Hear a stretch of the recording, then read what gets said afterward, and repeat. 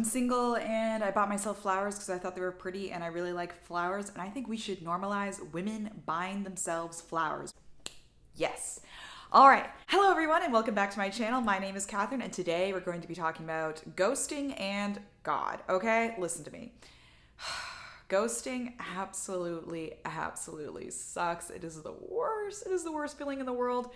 But every ghosting is a blessing in disguise. And let's face it, these blessings in disguises in the end may not seem this way, but they can be gifts from God. I'm just gonna start off with a little story. I recently met this person and I had been texting him, even talked to him on the phone.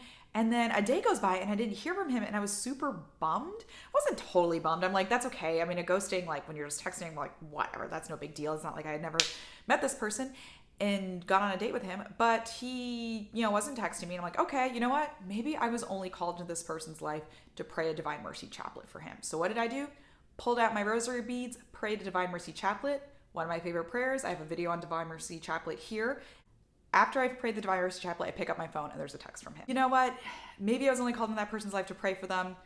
Maybe I wasn't. Who knows? We never know. So I always want you guys, whenever you get ghosted, to look at it as a blessing and think, okay, God, you called me into this person's life to pray for them, and pray for them. Please, you guys, pray for that person. We don't know why he ghosted you. It probably was because he's massively immature, or because she's a jerk, or maybe something actually happened to her where she couldn't talk to you anymore. Who knows? We don't know. So please, you guys, when you get ghosted, pray for that person because they need to repent or they need your prayers more than ever. So please, always take ghosting as an opportunity to pray for that person. And I want you guys to think about who you want your future spouse to be. You want her to be an example for your daughters. Ladies, you want your husband to be an example for your sons, and you want that to be a man who's going to protect you and protect his family. We don't want someone who ghosts to be the future mother or father of our children. We don't. We really don't. It's so immature to ghost. I cannot stress that enough. And please, ghosting, unless you went crazy and were hitting this guy up all day, every day, and in the middle of the night and were insane, ghosting is always a reflection on the ghoster. It is never a reflection on you. Never a reflection on you. Repeat after me. Ghosting is not a reflection on me. Okay? Ghosting is not a reflection on me. This person is immature and I need to pray for him or her right now. Okay? Sometimes I have been ghosted before and I have prayed even a novena for that person. I never heard from them again. Although I kind of did, because I've never been totally fully ghosted. Every time I've been ghosted, the person pops back up in a few weeks or a couple months and you just got to ignore them or brush them off. Even once I got ghosted and it was totally stupid because, I ended up having to see that person multiple times in the future and it's just weird and bizarre. And a lot of times when someone ghosts you, they don't realize that they ghosted you. You can say that, be like, hey, you ghosted me. And they'll say, no, I didn't. And I'm just like, we had a date planned. I texted you the day of the date and I never heard from you again. That's ghosting. I do think ghosting is okay when, let's say, you're on a dating app and like the conversation just fizzles out. That's not really ghosting. That's just the conversation fizzles out. Maybe if you're in the texting stage, it's okay. I don't really see why it's that difficult to send a text and just be like, hey, I don't see this working out. Whatever.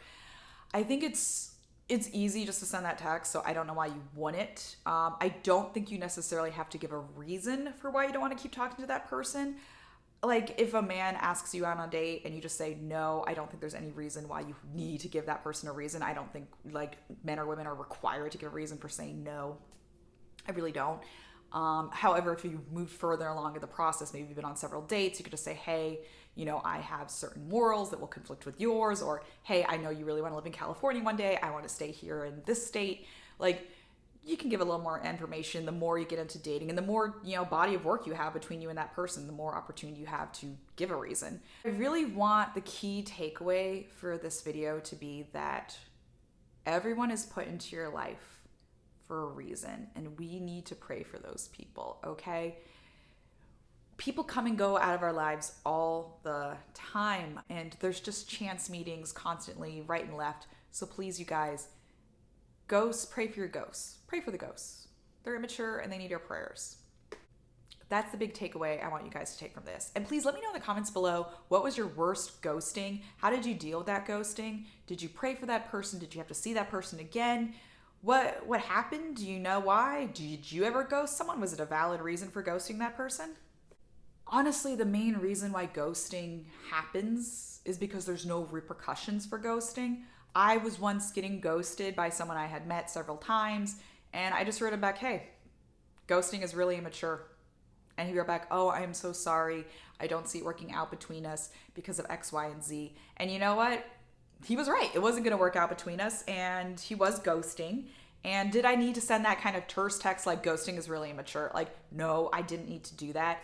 Did it make me feel better? Yeah. In the long run, does it really matter? No. So you don't, it isn't, and maybe that was immature on my part to be like, hey, ghosting's really immature, you know, but whatever. It is what it is. I don't think there's anything wrong with calling them out on bad behavior because they're ghosting you because there are no repercussions. You know what? They don't have to pay for their sins of ghosting. So I don't think there's any problem calling them out on text. Don't be like super nasty. Like, don't curse them. Okay. Like, maybe there really was a good reason why they ghosted you. Probably not, but maybe there was. You don't know. I also recommend if they ghosted you and you were on a dating app with them, unmatch with them. Please, please, please unmatch with them from that dating app, because you're going to go back and you're going to look at their profile and you're going to be like, hey, did they update their profile or did they die? Did they die? Did they meet another girl? Like, what the heck happened? I really recommend when someone goes to you, unmatch with them on their dating app and delete them off social media, because you're just going to go back and it's just going to cause more problems. It's going to cause more hurt. Try to accept your ghosting with grace. Pray for them. Let it go. They suck. Okay, at the end of the day, I'm sorry if I'm being a little vulgar today saying that kind of term, but they're not a good person. You don't want that person as your future spouse, and you definitely don't want that person to be the future mother or father of your children. At the end of the day, we want to get our spouse and our children into heaven. Not gonna do that with an immature person who ghosts you.